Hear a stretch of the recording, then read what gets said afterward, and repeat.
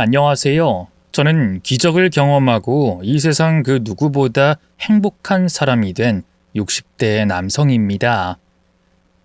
누구나 기적을 바라겠지만 저는 정말 간절히 바라던 기적이 있었습니다. 그 기적은 잃어버린 제 딸을 찾는 거였어요. 제 실수로 제 가족을 지키지 못해 제 아내를 떠나보내고 제 딸마저 잃어버렸거든요.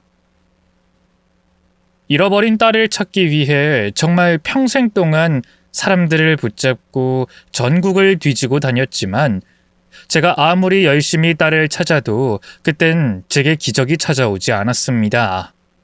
그러다 세월이 흘러 제게 딸을 찾을 수 있는 기적이 찾아왔죠. 저는 오늘 그 기적에 관해서 이야기하려고 해요. 단순히 잃어버린 딸을 찾는데 끝나지 않고 더 사랑 넘치는 기적이 생긴 일에 대해서 말이죠. 저는 제 시절대로 계산해도 한참 일찍이 결혼하여 가정을 꾸렸습니다. 21살, 그러니까 만으로 20살이 되어 성인이 됐을 때 바로 제 아내와 부부의 연을 맺었거든요. 그렇게 어린 나이에 아내와 결혼하게 된 건 특별한 사정 때문이었어요. 저와 아내 모두 고아 출신이었거든요. 아니, 고아가 된 출신이었죠. 우리 두 사람은 같은 타가소에서 자랐습니다. 각자 타가소로 들어온 시긴 달랐지만 우리는 동갑내기 친구였고 어린 시절부터 찾아오지 않은 부모님을 대신해 서로에게 많은 의지를 하면서 지냈어요. 그러다 우리 두 사람 모두 배고픔을 이기지 못하고 타가소를 뛰쳐나와 여러 일을 하면서 지냈고 일찍 가정을 꾸리게 됐던 거죠. 아내와 부부로서 함께하는 삶은 어렵고 배고파도 항상 행복했어요. 어렸을 때부터 친구처럼 연인처럼 자라온 우리 두 사람이었지만 세상에서 인정해준 가족이라고 하니 느낌이 또 달랐거든요. 어렸을 때부터 워낙 가족이 고팠던 우리 두 사람이라 부부라는 별것 아닌 단어에 큰 의미 부여를 했을지도 모르죠. 어쨌거나 우리가 행복하다는 게 중요했습니다. 우리 부부는 지금 느끼고 있는 행복을 더 키우기 위해 또 나중에 태어날 우리의 또 다른 가족에게 따뜻한 보금자리와 미래를 보장해주기 위해 정말 열심히 살았어요. 빨리 아이를 가지고 싶었던 걸 미루면서까지 열심히 일을 했고 작은 음식점을 열 수 있었죠. 그렇게 장사를 시작하면서부터는 조금씩 우리들의 삶이 안정되어 갔습니다. 이때 마침 운 좋게도 아내의 뱃속에 아이까지 생기며 더 행복한 미래를 상상할 수 있게 됐죠. 물론 아이가 생기는 건 경제적으로 부담이 되는 상황이었지만 그땐 노력하는 만큼 보상을 받는 시대였기 때문에 제가 태어날 아이를 위해 잠을 좀 줄이고 좀 더 뛰어다니면 됐죠. 그래서 처음 가게를 열었을 때보다 더 열심히 일을 했습니다. 새벽부터 밤까지 쉬는 시간 없이 배달도 나가고 주방도 지키며 정신없이 지냈죠. 그러다 이제까지 제가 해온 노력이 한순간에 무너지는 일이 생기게 됐어요. 점심시간이 끝난 시각, 배달 주문이 들어왔고 한 그릇이라도 더 팔기 위해 열심히였던 저는 거리가 멀었지만 배달을 나갔습니다. 그런데 임신한 아내 혼자 있는 가게에 웬 미친놈이 들어온 거예요. 그놈은 임신한 제 아내를 위협했고 폭력까지 휘둘렀습니다. 거기다 입에 담기 힘든 짓까지 시도하려고 했죠. 하지만 천만다행으로 그놈이 제 아내에게 몹쓸 짓을 하기 전에 제가 배달해서 돌아왔고 놈을 제지할 수 있었어요. 딱 거기까지만 사건이 끝났다면 좋았을 텐데 흥분한 저는 필요 이상의 행동을 해버리고 말았습니다. 임신한 아내가 폭행당하고 몹쓸 짓까지 당할 뻔했다는 상황에 너무 많이 흥분했던 저는 이성을 잃고 폭력을 쓰기 시작했고, 그러다 머리를 잘못 맞고 넘어진 그놈이 죽었던 거예요. 그 사건으로 저는 정당방위를 넘어서는 필요 이상의 폭력을 휘둘렀다는 이유로 징역살이를 하게 됐습니다. 만약 그 당시 제게 항소할 돈이 있었다면 어떻게든 형을 줄여보려고 했겠지만 그럴 여력이 없었어요. 그나마 있는 돈은 아이 곧 출산할 아내를 위해 사용돼야 했고요. 그래서 제가 받은 형을 다 살고 나와야 했습니다. 물론 당시 상황이 참작되어 일반적인 살인죄 형량에 비해 짧은 형이었지만 그래도 서로 말곤 기댈 곳 없던 고아인 저희 부부에게는 청천벽력 같은 소리였죠. 그렇게 저는 교도소에 들어가 지내게 됐고 아내는 저 없이 가게 일을 하면서 삶을 꾸려갔어요. 아내 혼자 딸 수연이도 출산했고요. 아내에게도 딸에게도 함께하지 못하는 게 미안했던 저는 출소를 하여 아내와 딸에게 호강을 시켜주고자 교도소 안에서도 뭐든 열심히 했습니다. 건강을 위해 밥을 먹는 것도 운동하는 것도 열심히 하고 재주 하나라도 더 배우고 나가고자 작업장에서 하는 일도 열심히 하고 배웠습니다. 오로지 제 아내와 딸에게 잘해주겠다는 일념 하나로 교도소 안의 시간을 버티고 있었죠. 그런데 어느 날부터 아내가 면회를 오지 않았어요. 아무리 바빠도 저를 위해 한 달에 한 번은 딸과 함께 찾아오던 아내였는데 말이죠. 안에 갇혀있고 연락할 방법이 없었으니 별의별 생각이 다 들었지만 떠오르는 안 좋은 생각을 억누르며 아내가 찾아와 주길 기다리고 있었죠. 그러던 중 아내가 면회를 오지 않은 이유를 알게 됐습니다. 저를 찾아온 형사들로부터 알게 됐죠. 아내가 사고인지 사건인지 모르는 일로 사망했다고 했습니다. 믿을 수 없는 말에 형사를 붙잡고 미친 듯이 무슨 말인지 물었지만 돌아오는 형사의 대답은 똑같았어요. 아내가 사망한 채로 발견됐고 현재 사고와 사건의 가능성을 모두 열어두고 조사 중에 있다는 말이었죠. 그 충격적인 소식에 저는 바닥을 구르며 울부짖었어요. 그러다 겨우 이성을 찾고 제 딸의 행방에 대해서 묻게 됐습니다. 하지만 형사들도 딸의 행방을 모르겠다며 혹시 아이를 맡고 있거나 데려갈 사람은 없는지 묻더라고요. 오장육부가 뒤틀리는 것 같았고 제 몸에 고통을 주지 않으면 참을 수 없는 고통이 밀려왔어요. 미칠 것 같았습니다. 몇 날 며칠을 울어도 진정이 되지 않고 현실이 받아들여지지 않더라고요. 이제 겨우 2년. 2년만 더 기다리면 아내와 제 딸과 행복한 삶을 다시 살아갈 수 있었는데 그 시간이 얼마 남지 않은 상황에서 이런 일이 벌어지게 됐으니까 말이죠. 그렇게 슬픔에 몸부림치던 저는 사라진 딸은 제 손으로 찾아야 한다고 생각했고 아내의 시신을 확인하러 짧은 외출을 한 사이 교도관과 형사의 눈을 피해 도망을 치려고 했어요. 하지만 탈옥은 당연히 실패로 돌아갔습니다. 다행히 제 상황을 이해한 형사와 교도관들이 눈을 감아줘 다른 징계나 처벌은 없었습니다만 저에게 교도소에 갇혀 있는 것 자체가 너무 큰 징벌이었고 처벌이었죠. 결국 형사들이 하루빨리 제 딸을 찾아주길 간절히 바라는 수밖에 없었어요. 하지만 제가 출소하는 날까지 딸에 대한 소식은 그 어떠한 말도 들려오지 않았습니다. 제가 출소해 직접 딸아이를 찾게 됐죠. 안 가본 역이 없었고 안 가본 버스 터미널이 없었어요. 시 도청부터 시골의 마을 회관까지 찾아가 딸의 행방을 묻고 단서가 될 만한 걸 찾아봤지만 어디에서도 딸의 흔적을 찾을 수 없었죠. 그런 허망한 세월이 제 마음도 모르고 빠르게 흘러갔습니다. 나중에 저도 장기전이라고 생각해 자리를 잡고 제 생활을 하면서 매주 주말마다 딸아이를 찾아 전단을 돌리고 현수막을 설치하면서 희망을 놓지 않고 지냈죠. 그러다 제 나이 60이 다 되어 가던 때 제가 운영하고 있던 금은방으로 한 손님이 찾아왔습니다. 그 손님이 들어올 때부터 심상치 않다고 생각했어요. 요즘 금은방을 찾는 손님들은 대부분 나이대가 지긋하신 분들이거든요.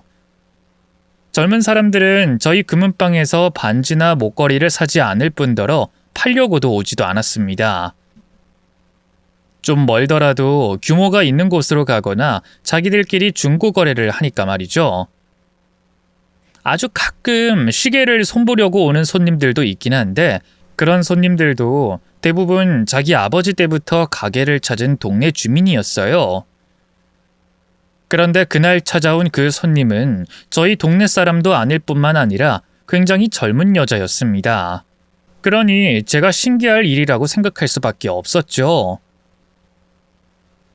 금은방을 들어온 그 신기한 여자 손님은 제게 금반지 하나를 내밀며 당장 매입할 수 있는지 물어봤어요.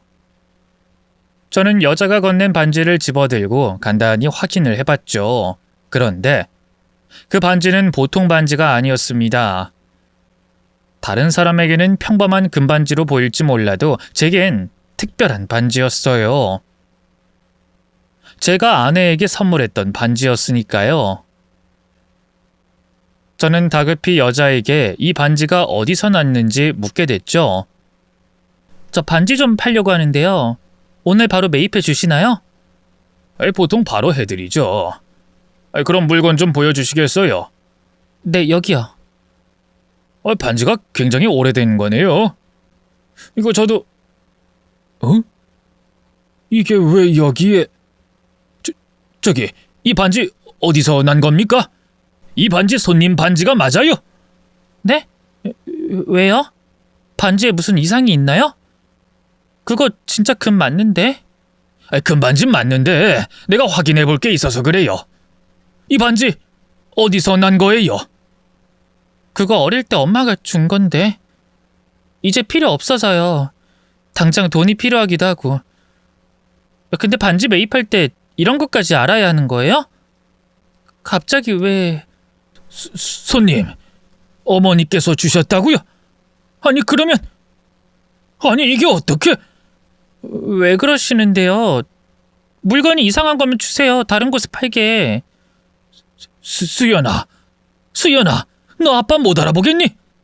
아빠야, 수연이 네 아빠라고. 네? 그게 무슨... 이 반지 아빠가 네 엄마한테 선물한 반지야. 아빠가 엄마랑 가게 열었을 때 선물했던 결혼 반지라고. 여기 뒤에 새긴 이니셜 내가 네 엄마 이름을 새긴 거라고. 그동안 어디 있었던 거야? 아빠가 널 얼마나 찾아 헤맸다고. 정말 믿지 않는 일이 벌어지고 있었습니다. 제 가게를 들어와 반지를 팔려던 손님이 제 딸이었던 거예요. 제가 아내에게 선물한 반지를 가지고 있다가 저와 만나게 된 거였습니다. 기적이었어요. 너무나도 큰 기적이었죠. 평생을 기다리던 제 딸의 등장에 저는 눈을 뜰 수 없을 만큼 많은 눈물을 흘렸습니다. 하지만 아직 딸은 어안이 벙벙한 모습이었어요. 그럴 수밖에 없었죠. 반지만 보고 대뜸 자기를 제 딸이라고 하는데 어떻게 안 놀랄 수 있고 믿을 수 있겠습니까? 그런 딸아이에게 저는 우리가 부녀관계라는 걸 확인시켜 주려고 했어요. 수연이 네가 많이 놀랐구나. 당연하지. 누가 이런 일이 있을 거라고 생각하겠니? 그리고 아마 아빠 기억이 없기도 할 거야. 아빠가 네 엄마 구하다가 교도소를 가 있었거든. 그래서 네 엄마가 혼자서 널 낳았고 네가 자랄 때 내가 네 곁에 없었지. 그래도 가끔 엄마랑 면회 와서 아빠 본 적 있었는데 기억 안 나니? 네? 그게... 그렇지. 그럼 엄마 이름은 기억해. 김 진짜 희자요. 아빠 이름은 이재자 호자? 아니, 호자인가? 그래, 맞아. 네 엄마 이름 김진희, 나 이재호. 역시 우리 수연이가 맞구나. 기억하는 게 있어. 다는 기억나질 않아요. 너무 어릴 때이기도 하고 중간중간 기억이 나질 않아서. 그리고 단어로만 기억하는 게 전부기도 하고요. 그래? 그럼 또 뭐가 기억나니? 타가소? 엄마가 타가소라고 말을 많이 했던 것 같은데. 그건 그 엄마랑 아빠가 같은 타가소 출신이거든. 그래서 네 엄마가 사고를 당하고 널 봐줄 사람이 없어서 널 잃어버린 거란다. 정확히 어떻게 된 일인진 나도 모르고. 네? 절 잃어버렸다고요? 응. 하긴 너도 어릴 때 일이라 그때 일을 기억하지 못하겠구나. 아빠가 교도소 가 있는 사이에 엄마한테 사고가 있었어. 경찰들도 무슨 사고인지 모르겠다고 했는데 그 사고가 났을 때 네가 그 집에서 사라진 거야. 그날 이후 아빠는 출소하자마자 널 찾으러 다녔고, 물론 내 노력이 모자라서 널 찾지 못했지만 면목 없구나. 미안하다, 수연아. 아, 그런 거였구나. 저는 엄마랑 아빠가 절 버린 줄로 알았어요. 그래서 이 반지도 그런 의미로 엄마가 준 거라고 생각해서 팔려고 했던 건데. 그랬구나. 어쩐지 네가 엄마에게 받은 반지라는 걸 알면서도 판다고 하길래 뭔가 이상하다 싶었지. 근데 어떻게 지냈던 거야? 어디서 있었고? 그때 저는 거의 미친 사람처럼 행동했습니다. 딸을 만난 게 기뻐서 오열하다가도 이것저것 확인을 하기 위해 눈물을 닦으며 다시 만나게 된 딸과 얘기를 나눴죠. 그러다 딸이 저와 아내에 대한 기억을 조금이라도 떠올리면 그게 기뻐서 미친 듯이 웃었어요. 근데 다른 걸 다 떠나서 너무 행복했습니다. 다른 사람들이 절 미친 사람이라고 불러도 좋을 만큼 너무 행복했죠. 사실 말이 안 되는 일이었으니까요. 하지만 기뻤던 마음도 잠시, 딸이 살아온 이야기를 듣게 됐던 저는 마음이 무거워질 수밖에 없었습니다. 가족의 울타리가 없는 삶을 누구보다 잘 알았던 제게 저와 똑같은 삶, 아니 부모에게 버려진 줄 알고 고아로 힘들게 살아온 딸아이의 삶이 훤히 그려졌으니까요. 딸이 아내의 반지를 팔려고 했던 것도 결국 생활고 때문이었어요. 미안하다. 아빠 때문에 수연이 네가 너무 고달프게 살았구나. 아빠가 너무 미안하다. 아빠가 내게 죄인이야. 그런 말씀 마세요. 이렇게 만났으면 됐죠. 그리고 저 때문에 똑같이 마음고생 많으셨을 텐데. 그거야 아빠가 못나서 내 가족을 못 지켜서 그렇지. 미안하다. 아빠가 이제부터라도 우리 딸 고생 없이 살게 해줄게. 아빠가 우리 수연이 진짜 행복하게 해줄 거야. 아빠가 약속할게. 저는 제가 교도소에 들어가게 되었을 때부터 다짐했던 저 스스로와의 약속을 아주 오랜 세월이 흐르고 나서야 지킬 수 있었습니다. 딸 수연이를 행복하게 해주겠다는 그 약속을 말이죠. 그렇게 드디어 만나게 된 딸과 함께 꿈같은 시간을 보냈습니다. 이런 말하면 거짓말이라고 생각하실지 모르겠지만 한 식탁에서 딸과 같이 밥을 먹는 것도 딸아이가 저희 집에 걸어 다니는 것도 너무 행복해서 매일매일 붕 떠 있는 기분이었어요. 정말 사소한 행동, 평범한 일상이 제 딸과 함께라면 절 행복하게 만들어줬고 삶의 의욕을 북돋아줬습니다. 아내와 행복한 미래를 꿈꾸던 시절 이후 오랜만에 사람 사는 것처럼 행복하게 지내고 있었죠. 그러다 사고가 일어났어요. 딸에게 뭐든 해주고 싶었고 딸과 함께하는 추억을 하나라도 더 만들고 싶었던 저는 딸과의 상봉 이후 가까운 곳이든 먼 곳이든 여행을 자주 다녔습니다. 그 사고도 딸과 여행을 가던 도중 생긴 교통사고였죠. 중앙선을 침범해 달려오는 트럭을 피하려다 난 사고였는데 운전석에 있던 저보다 딸아이가 더 크게 다쳐서 급히 병원으로 실려가 수술을 받게 됐어요. 다행히 수술할 수 있는 병원까지는 빨리 도착할 수 있었는데 또 다른 문제가 있었습니다. 장출혈로 수술하는데 많은 피가 필요한 상황에 해당 병원에 보유한 피가 모자랐던 거예요. 하지만 천만다행으로 딸의 곁에 제가 있었기 때문에 제가 수혈을 해주면 되는 상황이었습니다. 수혈이 필요할 것 같다는 간호사에게 빨리 제 피를 수혈해달라고 빌었죠. 간호사는 절차대로 혈액형 확인을 해야 한다고 했어요. 그래서 채취한 피의 결과가 얼른 나오길 기다리며 제 피를 딸에게 수혈해 주길 애타게 기다리고 있었는데 간호사가 황당한 소리를 하는 겁니다. 제가 딸에게 수혈을 해줄 수가 없다는 거예요. 혈액형이 아예 다르다면서요. 상황이 급하니까 결과만 말씀드릴게요. 보호자분, 환자분에게 수혈 못하세요. 혈액형이 달라서 불가능하세요. 그럼 저는 병원 내 수혈 가능한 분이 있는지 방송해야 돼서요. 잠시만요. 수혈이 안 된다고요? 제가 우리 수연이 아빠인데 그게 왜 안 됩니까? 보호자분은 A형인데 이수연 환자분은 B형이에요. 네? 그럴 수가 없는데 뭔가 잘못된 것 같은데요. 혈액 샘플이 바뀌었거나 아니면 아니요.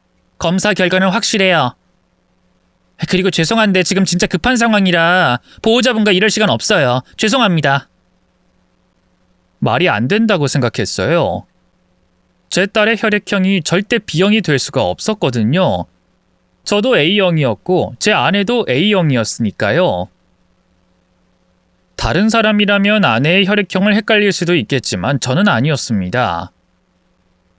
아내와 어렸을 때부터 같이 자라왔기 때문에 어린 시절 서로의 혈액형이 같은 걸 좋아하기도 했고 툭하면 서로에게 피를 나눠줄 수 있다며 장난을 쳤으니까요. 또 아내가 임신했을 때 아내를 떠나보냈을 때 받았던 서류를 지금까지 간직하고 있었어요. 그곳엔 제 아내의 혈액형이 나와 있었고요. 그 서류를 밤마다 들춰보곤 했었습니다. 그러니 아내의 혈액형은 분명 A형이 맞았죠.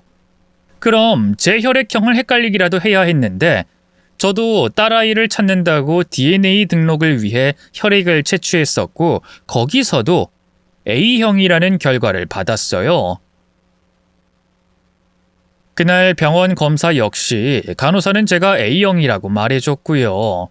그러니 딸이 B형이라는 건 말이 안 되는 상황이었던 거죠.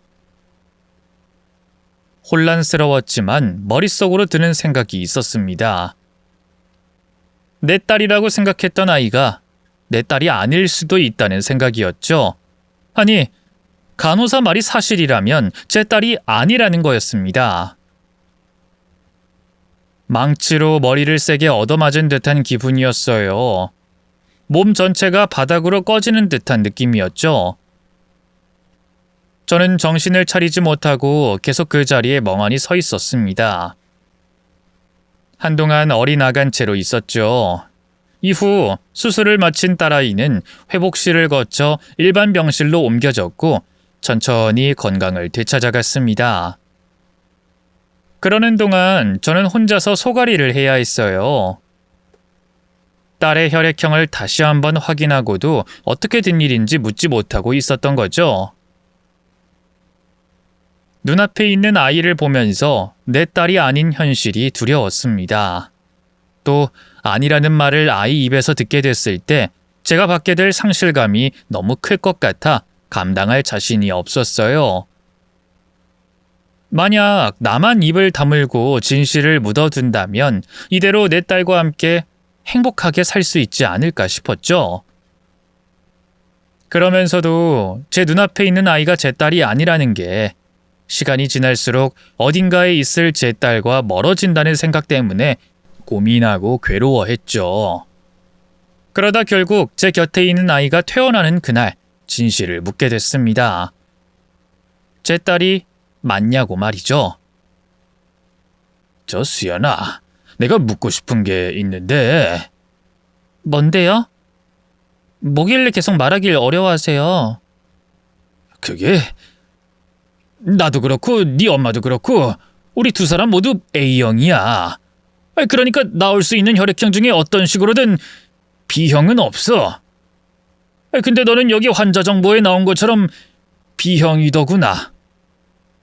이게 어떻게 된 일인지 말해줄래? 네? 혈액형. 그러게 왜 그럴까요? 혹시 아빠가 엄마 혈액형 잘못 알고 계신 거 아니에요? 엄마도 AB인데 A형이라고 잘못 알고 계실 수도 있고요. 그건 확실히 아닐 거다.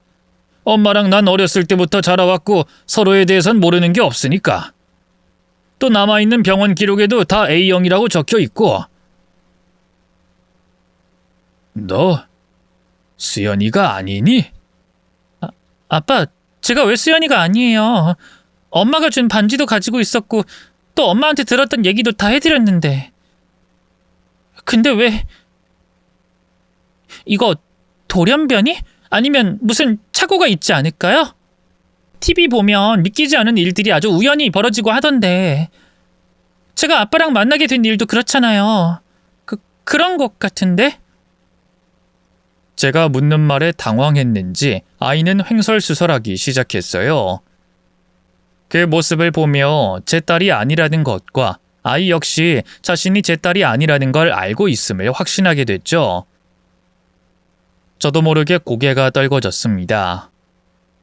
기적적으로 딸을 찾았다고 생각했는데 딴 사람이었다고 하니 모든 게 허탈하고 힘이 쭉 빠졌어요. 그리고 아무리 어렸을 적 딸을 잃어버렸다고 해도 내 분신을 못 알아본 제가 원망스러웠죠.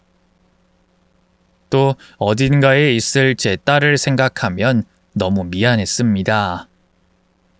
잠시 행복했던 제가 죄를 지은 것 같더라고요. 그렇게 밀려드는 허망함과 죄책감에 고개를 숙인 채 가만히 있었습니다. 그러자 딸을 사칭한 아이가 제게 미안하다며 무릎을 꿇었어요. 죄송해요. 제가 너무 힘들어서 가족이 그리워서 순간 거짓말을 했어요. 그러다 계속 이렇게 살고 싶어서 정말 죄송해요. 제가 잘못했어요. 거짓말을 해도 정도가 있지. 내가 내 딸을 어떻게 생각하는지 다 알면서 다 들었으면서 어떻게 사람을 계속 속일 수가 있어? 너 도대체... 아니다. 됐다. 이제 와서 그게 뭐가 중요하겠니? 그럼 그 반지는 어떻게 된 거니? 그리고 내 아내와 나에 대해서는 어떻게 설명할 수 있었고? 네가 정말 미안하면 이제부턴 전부 사실대로 말해야 할 거야. 그게 실은 아빠... 아니... 아저씨 딸 수연이와 제가 같이 생활한 적이 있었어요. 같이 지내면서 이런저런 얘기를 나누다 보니까 수연이가 자연스럽게 어머니 이야기를 했고 수연이 어머니께 들었던 아저씨 얘기를 해줬고요. 그리고 이 반지도 수연이가 줬던 거예요.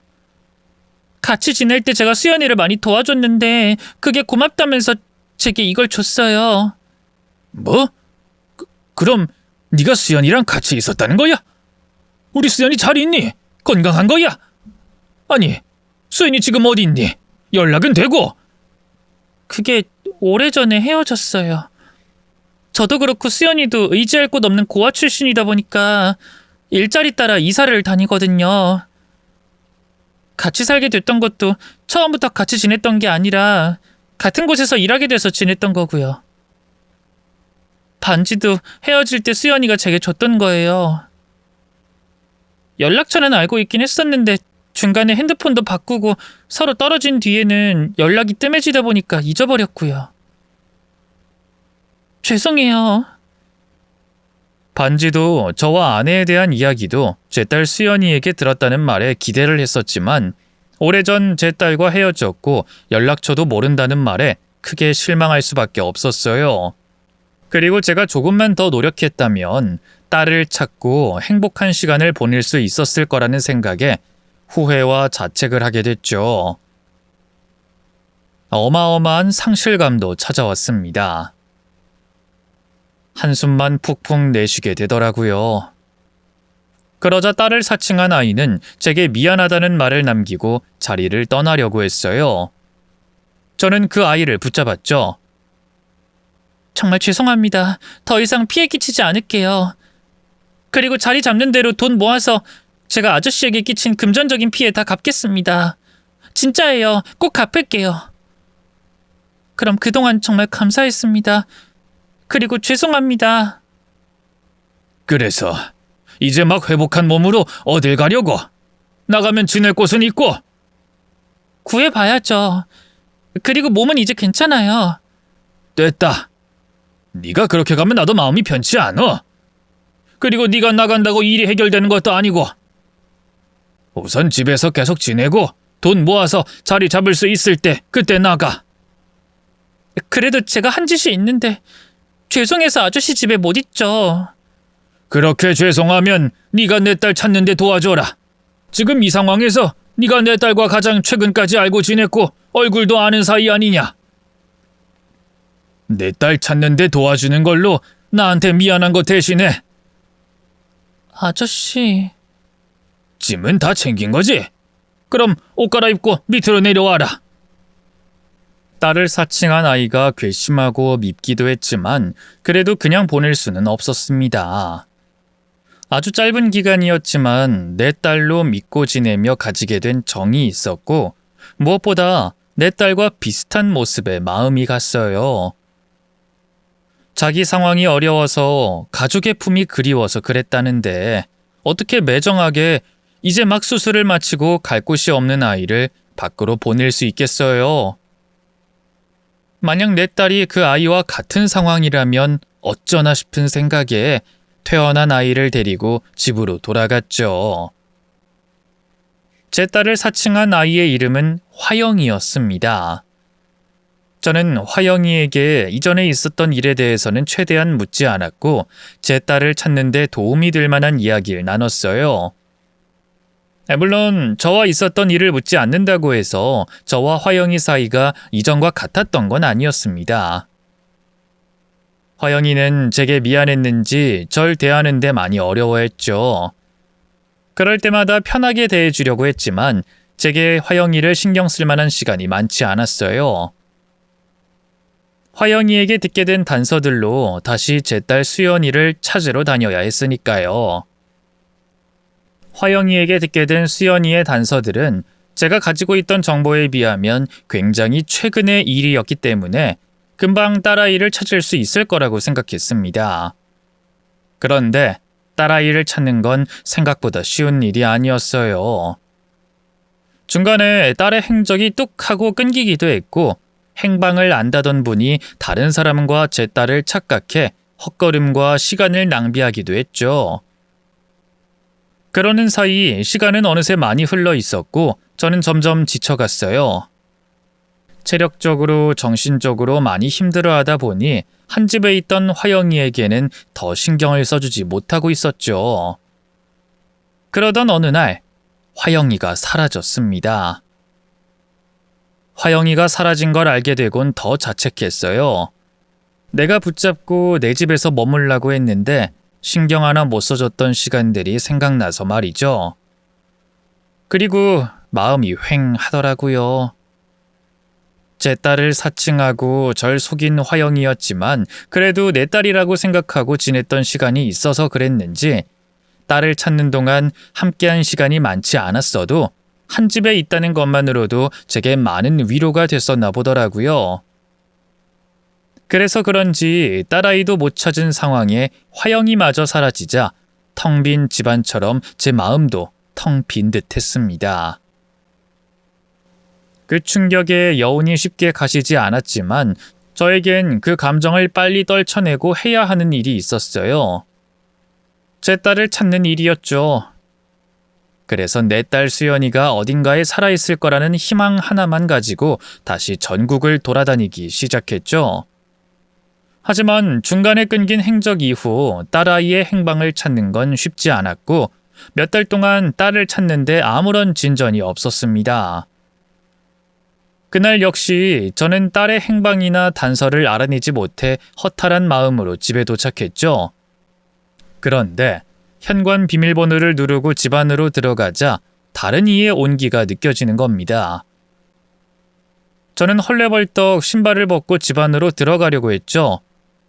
그때 화영이가 제 앞에 나타났어요. 예상치도 못한 화영이의 등장에 눈물이 왈칵 쏟아졌죠. 그간 딸 걱정만큼이나 화영이 걱정을 많이 했으니까요. 그러면서 반갑고 고맙더라고요. 어디 상한 곳 없이 건강한 모습으로 다시 나타나줬으니까 말이죠. 너무 반가운 나머지 저는 화영이를 안으려고 했습니다. 그러자 화영이가 절 진정시키며 누군가를 부르더군요. 바로 제 딸의 이름 수연이를 불렀습니다. 아이고, 내가 너무 반가운 마음에 실수할 뻔했구나. 미안하다. 난 정말 다른 뜻은 없고 네가 너무 반가워서. 그래, 그동안 어떻게 지낸 거야? 저야 아저씨 덕분에 잘 지냈죠. 그나저나 저랑 같이 온 사람이 있어요. 아저씨가 정말 좋아하실 거예요. 수연아, 수연아! 수연이? 내 딸 수연이를 말하는 거니? 네, 제가 수연이를 찾았어요. 화영이는 믿기지 않는 이야기를 했고 마치 그 말이 진짜인 듯 제 앞엔 한 여자가 서 있었습니다. 그런데 이번엔 금은방에서 화영이를 만났을 때처럼 따로 내 딸이 맞는지 확인할 필요가 없었어요. 제 딸아이 수연이라는 걸 한눈에 알아볼 수 있었거든요. 우리 부부와 수연이의 관계를 모르는 사람이 보더라도 누구 자식이고 누구 부모인지 정확하게 알 수 있었습니다. 우리 부부의 얼굴을 정확히 반반 섞어 놓은 것처럼 생긴 수연이의 얼굴 때문에 말이죠. 수연아, 아빠다. 내가 네 아빠야. 우리 수연이 아빠 얼굴 기억나니? 우리 수연이 아빠가 너무 늦게 찾아서 미안해. 아빠가 엄마랑 너를 지켰어야 했는데 같이 못 있어줘서 엄마도 너도 내가 못 지켜줘서 너무 미안해. 아이고 수연아. 아니에요, 아빠. 괜찮아요. 화영이한테서 우리 가족에게 무슨 일이 있었는지 다 들었어요. 그런 상황에 아빠가 무슨 잘못이 있겠어요. 거기다 아빠가 끝까지 저 찾는 거 포기하지 않으셨다면서요. 평생 저 하나 찾겠다고 전국 각지 돌아다니셨다는 말 들었어요. 그래서 아빠께 감사했어요. 사실 그 얘기 듣기 전까진 부모님께서 절 버렸다고 생각했거든요. 내가 이렇게 힘들게 사는 것도 전부 부모님이 날 버려서라고 생각해서 원망도 많았었는데 아빠가 절 찾고 있었다는, 그것도 평생을 바쳐서 찾고 있었다는 걸 알고 얼마나 감사하고 고마웠는지 몰라요. 그러니 미안하다는 말 하지 마세요. 전 아빠께 너무 고마워요. 아니야. 부모가 돼서 내 가족을 지켰어야 했는데 내 부재가 네 엄마와 너를 힘들게 만들었구나. 근데 어떻게 된 거야? 화영이도 그렇고 너랑 알고 지내던 사람들도 그렇고 다들 연락 끊긴 지 오래됐다고 네 행방을 모르던데. 실은 제가 사는 것도 힘들고 사람들한테 크고 작게 상처를 많이 받아서 연락 다 끊고 아주 작은 소도시에서 살았어요. 거기서도 따로 인간관계 안 맺고 휴대폰도 개통 안 한 채로 혼자서 지냈고요. 근데 화영이가 어떻게 알았는지 찾아왔더라고요. 그러더니 아빠가 날 찾고 계신다고, 자기가 꼭 절 데리고 아빠께 데려가야 한다면서 아빠랑 있었던 이야기를 했어요. 그 얘기 듣고 바로 여기로 찾아온 거고요. 그랬구나. 아유, 화영아, 정말 고맙다. 너한테 부담을 주려고 했던 건 아니었는데 네가 이렇게 나랑 수연이를 만날 수 있게 도와줘서 너무 고맙구나. 그럼 갑자기 집을 나갔던 이유가 수연이 찾으려고 나간 거니? 네, 제가 아저씨께도 수연이에게도 잘못을 저질렀으니까요. 어떻게든 수연이를 찾아야 한다고 생각했어요. 아이, 잘못이라면 그때 그 일 때문이니? 아이, 그런 거라면 내가 그렇게 생각하지 말라고 했잖니. 네 입장 충분히 이해한다고. 아이, 그리고 너 덕분에 수연이가 살았는지 죽었는지도 모르던 상황에 수연이 몇 년 전 행적까지 알게 됐는데. 그래도 잘못한 건 잘못한 거죠. 그리고 수연이가 저 생각한다고 말을 아껴서 그렇지, 다른 사람들과 연 다 끊고 작은 도시에서 단절된 삶을 살게 된 것도 전부 제 탓이에요. 아저씨께 끝까지 말 못한 사실이 있었는데, 원래 수연이가 끼고 있던 반지, 그거 제가 수연이 몰래 가지고 도망친 거였어요. 정확히 말하면 그 반지 외에도 수연이가 벌어놓은 돈도 가지고 도망갔던 게 저예요. 마지막까지 그 일에 대해서 말씀 못 드려서 죄송해요. 근데 제가 그 말까지 하면 정말 아저씨께 받은 사랑에 대해 면목이 없어서 죄송해요, 아저씨. 그래서 제가 어떻게든 수연이를 찾아야 한다고 생각한 거예요. 무슨 일이 있어도 수연이를 찾아야 한다는 생각에 단서도 없이 마을이든 도시든 돌아다니면서 찾았던 거예요. 죄송해요. 저 때문에 수연이 늦게 찾게 만든 것 같아서요. 알고 보니 두 사람 사이엔 제가 모르는 일이 있었습니다. 과거 수연이와 같이 살던 화영이가 생활고와 빚 때문에 수연이가 벌어놓은 돈과 수연이 귀중품을 가지고 도망친 거였어요. 그 일로 수연이는 마음에 큰 상처를 받았다고 합니다. 안 그래도 고아로 이 세상에 믿을 사람이 얼마 없던 상황에 짧은 동거였지만 비슷한 삶을 살아오고 닮은 점이 많았던 화영이를 많이 믿고 의지하던 수연이에게는 엄청난 상처가 됐던 거죠. 그래서 모든 걸 정리하고 세상 사람들을 피하듯 작은 소도시로 숨어든 거였습니다. 그 얘기를 화영이는 제게 솔직하게 말할 수 없었던 거죠. 이미 제 딸이라며 거짓말을 하다 들킨 상황이었으니까요. 그래서 저와 수연이에게 사죄하는 마음으로 집을 떠나 수연이를 찾아 헤맸다고 했습니다. 수연이에 대한 정보는 저와 차이가 없었으니 무작정 강원도에서부터 쭉 내려오며 전국을 돌아다녔다고 했어요. 그러다 정말 우연히 한 도시에서 수연이와 비슷한 모습을 가진 여자가 있다는 제보를 받게 됐고, 한 달 넘게 찾아다닌 결과 제 딸 수연이를 찾을 수 있었던 거죠. 그런데 화영이 입장에서도 수연이를 찾아가는 게 쉬운 결정은 아니었다고 합니다. 자기를 원망하고 있는 사람에게 찾아가 용서를 구하는 게 쉬운 일은 아니었으니까요. 사실 대부분의 사람들도 회피를 하지 정면으로 부딪혀 자신이 잘못한 일에 사죄하는 경우는 거의 없잖아요. 특히 화영이의 경우 우리를 모른 채 하고 자기 삶을 살아도 상관없는 상황이었고요. 그런데 화영이는 저에게도 제 딸에게도 너무 미안하다며 그런 용기를 내줬던 거였어요. 그 얘기를 듣고 저는 화가 나기보단 용기를 내준 화영이에게 고마웠습니다. 그리고 또 한 명의 당사자인 제 딸도 이미 화영이와 과거의 일을 잘 푼 모습이었죠. 화영아, 그 말 안 해도 된다니까. 아빠, 화영이가 말한 일 저는 다 용서하고 풀었어요. 사실 그때 제가 화영이여도 그럴 수밖에 없던 상황이었어요.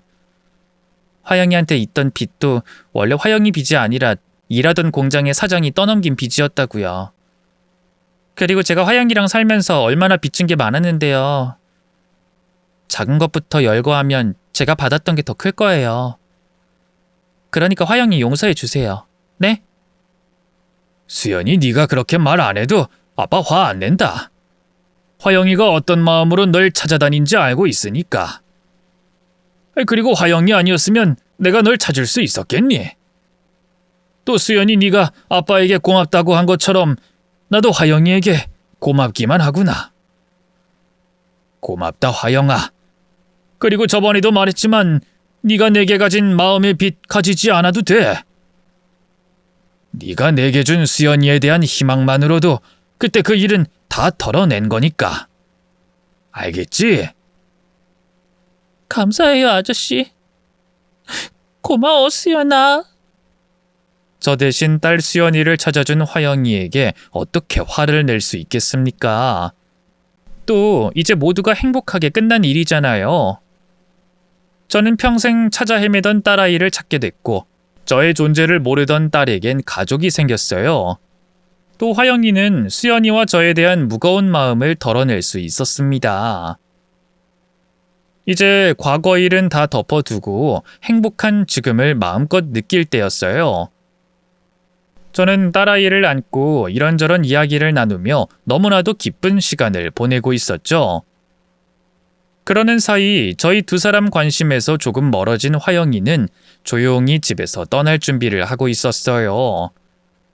그러다 현관을 나가려는 순간 저희 두 사람에게 붙잡히게 됐죠. 화영아, 너 어디 가? 그러지 말고 오늘 자고 가. 아빠, 화영이 오늘 저랑 여기서 자도 되죠? 그럼 물론이지. 화영아, 너 어디 가려고 그래? 얼른 들어와라. 밥도 먹고 못다한 얘기도 마저 나눠야지. 아니에요. 제가 할 일은 이제 다 끝났으니까 전 이만 돌아가 볼게요. 처음 수연이 찾았을 때부터 이렇게 할 생각이었어요. 애초에 제가 수연이 돈과 반지를 가지고 도망치지 않았다면 저라는 존재가 아저씨와 수연이 사이에 끼어들 일도 없었으니까요. 그래도 연락은 계속하고 지낼게요. 제가 아저씨랑 수연이에게 갚아야 할 돈이 있으니까요. 그럼 좋은 시간 가지세요. 수연이는 저희가 붙잡을까봐 급히 자기 할 말만 하고 집을 나갔습니다. 그렇게 화영이를 보내니 마음이 좋지 않더라고요. 또 제 앞에 있는 수연이 얼굴도 어두웠고요. 그러다 딸과 제가 동시에 입을 뗐어요. 수연아, 네가 아빠, 화영이요. 화영이에 대해서 할 말 있니? 아니, 아빠 먼저 말씀하세요. 그러니까 수연이 너만 괜찮다면 화영이를 잠시 우리 집에서 지내게 하는 건 어떨까 싶은데. 물론 네가 조금이라도 불편하다면 솔직하게 말해도 돼. 어쨌거나 아빠에겐 네가 이 세상에서 제일 우선이니까. 저도 아빠한테 그 부탁하려고 했는데 화영이 진짜 좋은 친구예요. 물론 아빠한테도 저한테도 한 행동이 있지만 그건 화영이가 정말 어쩔 수 없는 상황이라서 그랬을 거예요. 그래서 저도 아빠께 화영이 며칠 동안만이라도 집에서 지낼 수 있게 해달라고 부탁하려고 했는데. 그래? 그럼 이럴 시간이 없지. 얼른 화영이 데리고 오자. 짧은 시간이었지만 제 딸로 지냈던 화영이에게 정이 들었는지 그대로 보낼 수 없다고 생각했는데 수연이도 같은 마음이었습니다. 우리 부녀는 급히 아파트 단지를 떠나려는 화영이를 붙잡게 됐죠. 아저씨? 수연아, 무슨 일 있어요? 화영아, 우리 집으로 가자. 오늘은 날이 늦었으니까 자고 그 다음 어떻게 할 건지 생각해. 네? 그게 무슨... 화영아, 너 우리 집에서 지내지 않을래? 너 나 찾는다고 전국을 돌아다녀서 남은 돈도 얼마 없다며. 그 돈으로 언제까지 버티고 또 언제 일구에서 월세 벌어. 그러지 말고 아빠 집에서 지내자. 아빠도 너 이렇게는 못 보내겠다고 하셨어. 나도 네가 내 곁에 있었으면 좋겠고. 수연아. 그리고 화영아, 네가 수연이를 찾아줬는데 내가 뭐라도 해줘야 셈이 맞지 않겠니? 내 평생을 찾아다니면서도 못 찾았던 수연이야. 그런 수연이를 네가 찾아줬는데 내가 너한테 진 빚이 상당하지 않겠어? 당장 그 빚을 다 갚을 수도 없으니까 우선은 우리 집에서 지내며 내가 갚을 수 있게 해다오. 응? 아저씨. 그럼 그렇게 하는 거다. 알겠지?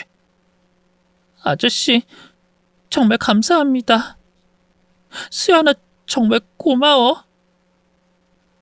나 같은 아이한테 왜? 화영이는 감정이 북받친 듯 눈물을 흘리며 오열했어요. 그런 화영이를 저와 수연이가 안아주면서 저희도 뜨거운 눈물을 흘렸습니다. 그리고 그날부터 저희 집엔 수연이와 화영이가 저와 같이 지내게 됐어요. 모르는 사람이 보기엔 한 가족같이 보일 정도로 서로를 생각하고 아껴주면서 잘 지냈죠. 집안에서는 웃음소리가 끊이질 않았습니다. 우리 세 사람 모두 각자 이 세상을 홀로 힘들게 지내온 시간이 길어서 그런진 몰라도 같이 한 집에서 지낸다는 것만으로도 서로에게 큰 위안과 의지가 됐어요. 그렇게 서로가 서로에게 의지를 하고 믿음을 쌓아가다 우리 세 사람 모두 아주 큰 결심을 하게 됐습니다. 화영이를 의미상 가족이 아닌 진짜 우리 가족으로 받아들이기로 한 거죠. 저 화영아, 우리가 너한테 할 말이 있는데 말을 꺼내기 전에 네가 꼭 우리 부탁을 들어줬으면 싶다. 뭔데요? 뭐길래 그렇게 심각하게 말씀하세요? 집안에 무슨 일 있어요? 아이, 그게 아니고 나랑 수영이가 얘기를 해봤는데 아무래도 화영이 너랑 계속 어중간한 사이로 지내면 안 될 것 같아서. 사실 누가 봐도 밖에서 보기엔 우리가 한 가족이지 않니? 근데 등본에 서로 남남이니까 이것도 좀 이상하게 보이고 가족 확인이 필요할 때마다 불편함을 겪었잖아. 그래서 너만 괜찮다면 내가 네 아빠가 되고 수연이가 너랑 자매가 됐으면 하는데, 그러니까 내가 널 입양하고 싶다는 말이야. 입양이요? 아니, 그래도 어떻게 제가... 혹시 친부모님을 찾게 될까봐 망설여지는 거라면 걱정하지 않아도 된다. 내가 알아보니까 그 절차가 복잡하긴 하지만 다시 원래대로 돌아갈 수 있더라고. 그러니 네 친부모님께서 나타나시면 그때 다시 두 번 밑으로 가면 되는 거야. 물론 굳이 입양까지 할 필요가 있겠냐고 생각할 수도 있는데 그 아까 말한 것처럼 불편한 상황들도 있고 나중에 네가 결혼할 때 가족이라는 울타리가 있으면 그래도 든든하지 않을까 싶어서. 뭐 생각이 다를 수도 있지만 아저씨도 가족 없는 삶에 대해선 잘 알고 있잖니. 또 내가 널 내 딸로 생각하기도 하고. 그래, 화영아. 너무 심각하게 생각할 건 없고 그냥 앞으로 살아가는 데 있어서 너한테 도움되는 관계를 법적으로 정리한다고 생각해. 이미 우리가 자매처럼 지내고 있지만 난 개인적으로 이렇게 우리가 정식으로 가족이 돼서 더 끈끈한 사이가 됐으면 해. 가족보다 더 가족 같은 사이로 말이지. 남들이 보기에도 판단하기에도. 수연이 너까지... 내가 왜 거절을 하겠어. 나한텐 이미 가족인 사람들인데. 그냥 너무 고마워서. 먼저 이런 얘기를 들을 줄은 몰라서 대답이 늦었던 것뿐이야. 정말 고마워. 아저씨, 제가 지금보다 잘할게요. 수연아, 정말 고마워. 내가 너 덕분에 너무 많은 행복과 은혜를 받는 것 같아. 진짜 너무 고마워. 화영이 너도 우리 제안 수락한다는 거지? 그럼 다음 주부터 필요한 서류 준비해서 진짜 가족이 될 준비를 하자꾸나. 근데 화영이 너 그 먼저 호칭부터 고쳐야 되겠다. 이제 내가 아빠인데 아저씨가 뭐니? 안 그래, 딸?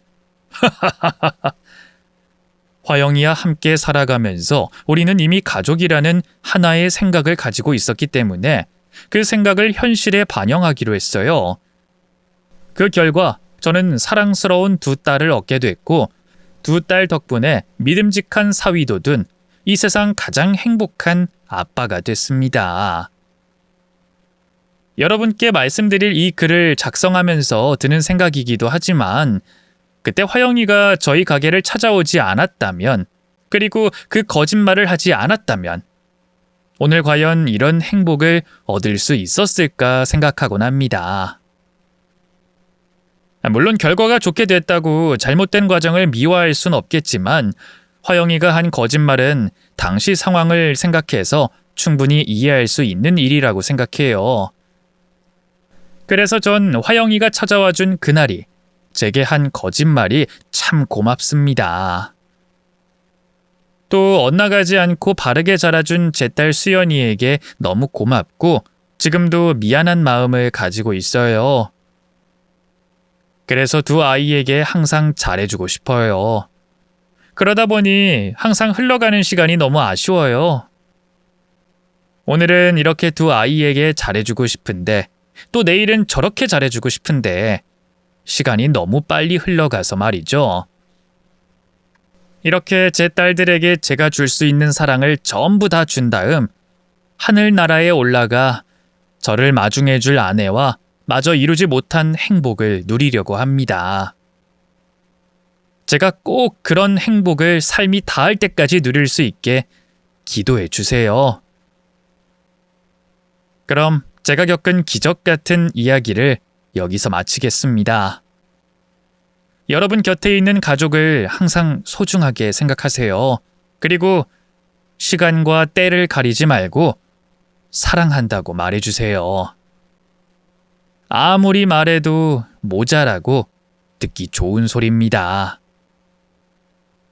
내 가족이 내 곁에 있을 때 가장 많이 해줘야 하는 소리이기도 하고요. 거진 평생을 가족이 있길 바랬던 저의 주제 넘은 조언이자 부탁이니 꼭 들어주셨으면 합니다. 그럼 안녕히 계시고요. 모두 행복하시길 바라겠습니다.